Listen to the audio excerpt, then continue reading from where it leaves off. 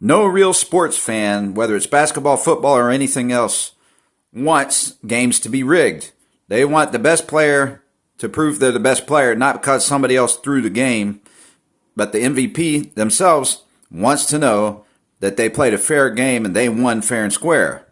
They don't even like a true MVP doesn't like it when they beat a team if somebody else on the other team got injured. They want to beat that team at their best.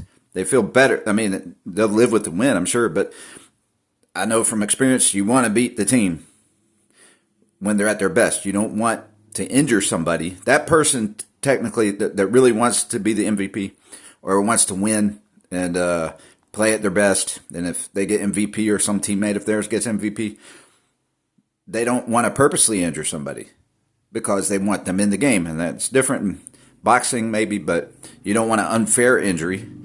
But anyhow, so it's not true with, I'm surprised Stephen A. Smith said what he said because I thought he's a true sports fan and he's acting like we shouldn't crack down on people who are rigging games in the basketball league.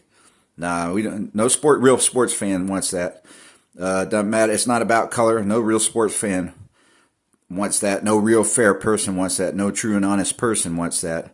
No godly, love your neighbor type of person wants that. I mean, if you believe in a false God that's never risen from the dead before, never risen from the dead and stayed alive and never died again, flew up to heaven in front of all these witnesses, Jesus is the only one that did that. But if you believe in some other God that's never proven their God, maybe it's okay with you to cheat, but it's not okay for the business, for a good business, where we do have some integrity in this world and love your neighbor, which means what part of love your neighbor means not to be fair. So it's not fair just to not stop people from cheating and rigging the games for everybody else just because they have a better tan than somebody else.